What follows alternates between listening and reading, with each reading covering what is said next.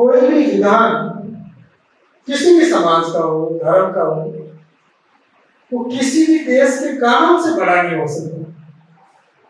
हमारे देश का जो संविधान है या हमारी जो आईपीसी, सीपीसी, सीआरपीसी आप लोगों ने पढ़ी होगी साहब, इस धारा में ये कर दिया, इसमें ये करोगे तो ये दंड मिलेगा, इसमें ये करोगे तो ये सजा मिलेगी।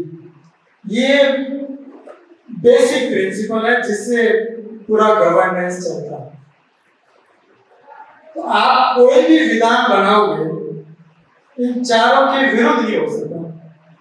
जैसे कि इंटरकास्ट मैरिज अलाउड है नहीं? क्या आप ऐसा कोई विधान बना सकते हो कि 18 साल की लड़की और 21 साल का लड़का अगर अपनी सहमति से किसी और कास्ट में शादी करें तो हम नहीं होने देंगे? क्या बना सकते हो ऐसा करना? नहीं बना सकते, क्योंकि वो आपके गवर्नमेंट के रूल के अगेंस्ट है। तो फिर जब बात क्यों कर रहे हैं विधान की, जब हमारे सामने इतने सारे कानूनों की बात कर रहे हैं, सारे पढ़े हैं, उनके अगेंस्ट हम कुछ नहीं बना सकते, उनसे ज्यादा हम कुछ नहीं बना सकते, तो फिर विधान की चर्चा क्यों करें? वो चर्चा इसलिए करें कि उन कानूनों में बहुत सारे प्रावधान होते हुए भी, बहुत सारे प्रावधान होते हुए भी लागू नहीं हो पा रहा। तो हर चीज को सरकार लागू नहीं कर सकती। सरकार के कामकाज की लिमिट होती है, उसको कराने का लिए एक एजेंसी होती है और उसमें समय लगता है। इसलिए एक प्रोग्रेसिव समाज जो होता है, जिसको हम आधुनिक समाज कहें, जिसमें विचारों का समान हो, आधुनिकता की वो बात कर रहा हो, जैसे जैसे समाज आधुनिक होगा सोशल कंट्रोल खत्म होगा। ये प्रिंसिपल है।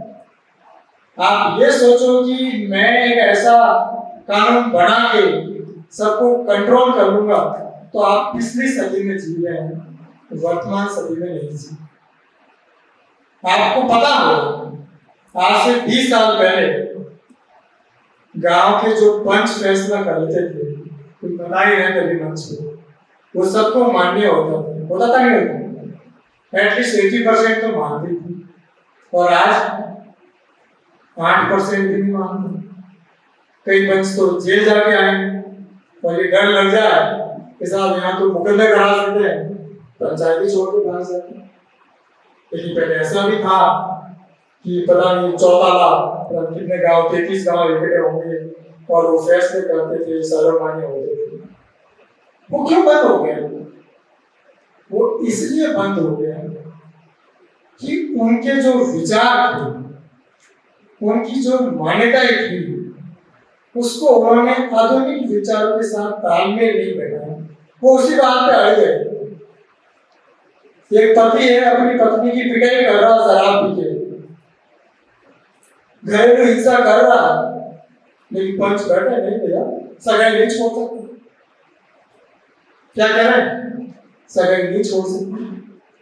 अब अगर वो बालिका घरेलू हिंसा का मुकदमा कराएगी और इसमें ये कहेगी साहब ये जो 5 पंच बैठे हैं ये मेरे को परेशान कर रहे, आप तो जेल में जाओगे। अगर उन पंचों ने अपने आप को थोड़ा सा मॉडर्न विचारों के साथ रखा होता कि यार अगला आदमी शराब पी के अपनी पत्नी की पिटाई कर रहा, ये संस्कार तो नहीं है? संस्कार है? अरे संस्कार है क्या? तो जब संस्कार नहीं है तो फिर उसका सपोर्ट क्यों कर रहे हैं? तो ये जो रूढ़िवादिता रही है, इसलिए वो सिस्टम आपका खत्म हो गया। और ऐसा कोई भी विधान अगर आप बनाओगे, वो विधान नहीं चल पाएगा। समय बदल चुका है। मेरी पीढ़ी और मेरे बाद में आने वाली पीढ़ी, उसकी आवश्यकताएं, उसकी जिम्मेदारियां और उसकी प्राथमिकताएं बिल्कुल ही अलग है।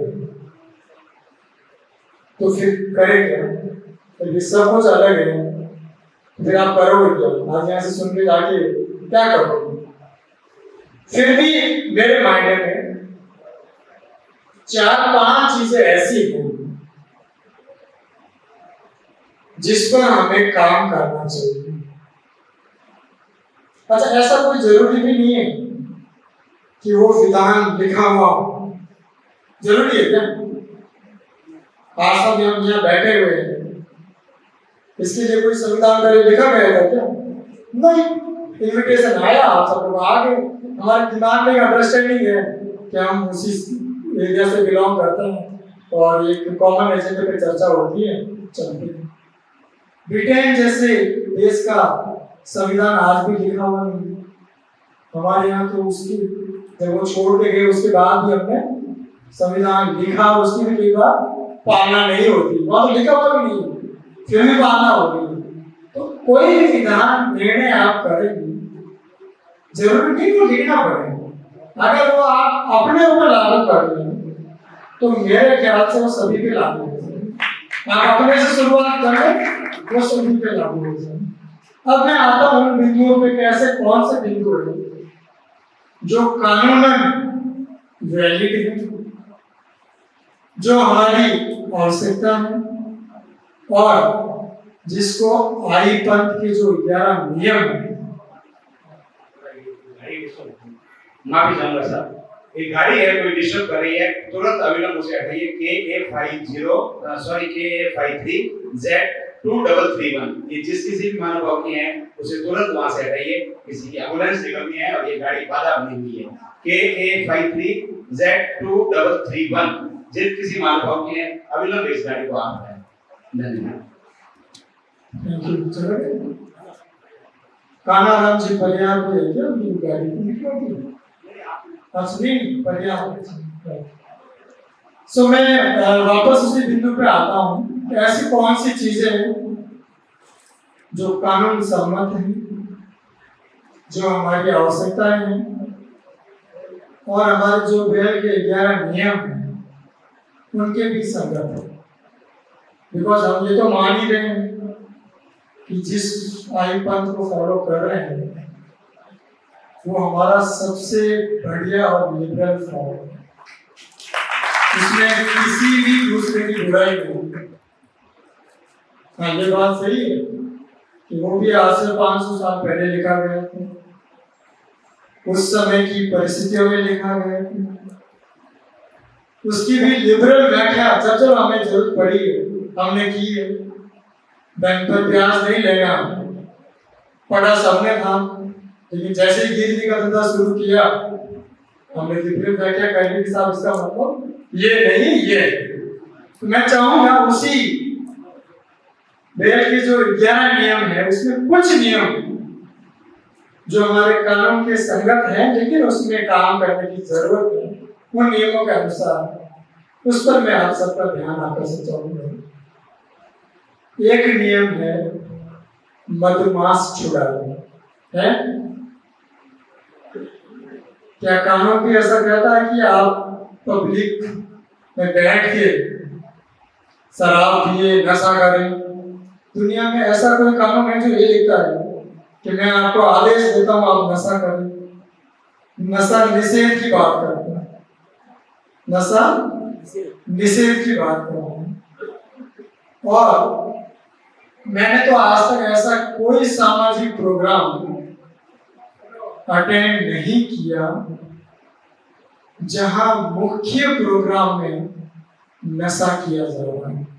मुख्य प्रोग्राम मतलब हम सब बैठे हो और अगर मंच में बैठ के हम लोग नशा करें या विवाह में बैठे और बिल्कुल सेंटर में बैठ के कोई दारू पी रहा हो, मैंने तो आज तक नहीं देखा और किसी भी कम्युनिटी में नहीं देखा। जैन, राजपूत, ब्यूरोक्रेट, पॉलिटिशियन होगा, साइड में चलना होगा, लेकिन मुख्य मंच पे या मुख्य सभा पे जो है वो कभी भी नहीं होगा।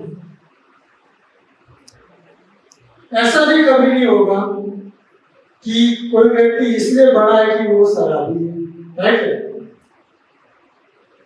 कोई ऐसा है कि शराबी है इसलिए बड़ा है या वो अफीम खाता है इसलिए बड़ा है?